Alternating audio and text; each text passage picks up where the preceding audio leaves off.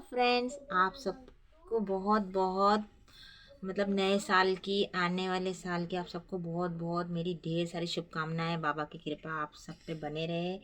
बाबा के किचन में बहुत बहुत स्वागत है। आज मैं आपको जो चल रहा है कोरोना काल या कुछ भी कह लो, तो इसके लिए मैं आपको घर पे एक सिरप बताने जा रही हूँ जो बच्चों के लिए, बड़ों के लिए, कोई भी ले। जैसे खांसी जुकाम के लिए तो हम कितनी सारी अंग्रेजी दवाइयाँ सब लेते तफर में, पर ये जो मैं आपको बताने जा रही हूँ सिरप, ये मेरी खुद की रेसिपी है। मैं अपने बच्चों पे भी ट्राई करती हूँ घर पे, तो बहुत ही अच्छा है। रिज़ल्ट इसका बहुत अच्छा है।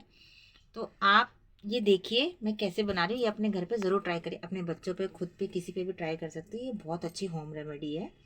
तो मैं अभी आपको कैसे बनाते हैं मैं आपको बताती हूँ। ये इसके सारे इंग्रेडिएंट रखे हुए हैं, आप देखो।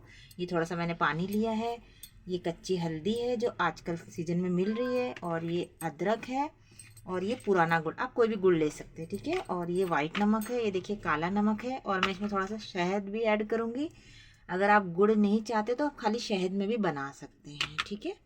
तो अभी आपको मैं बताती हूँ कैसे बना।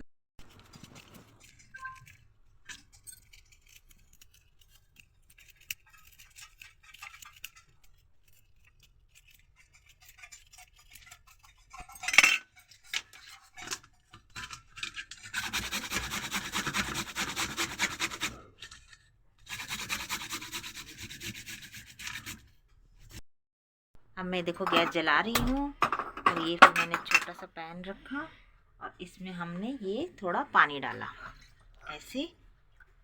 फिर इसमें हम ये अदरक, और जो ये हल्दी एंटीबायोटिक होती है, बहुत अच्छी होती है उसके लिए, बलगम या खांसी के लिए, ये मैंने इसमें डाल दिया।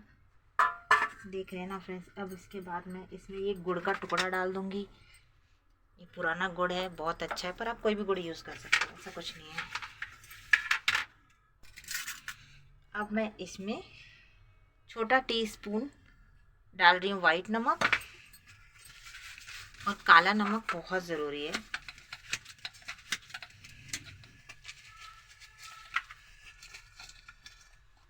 ये देखिए, ये भी छोटा टीस्पून काला नमक। और हाँ फ्रेंड्स, जो इसको अच्छे से हमें बॉईल करना है, और बाद में हमें इसमें हनी ऐड करनी है लास्ट में, वो मैं आपको बताती हूँ।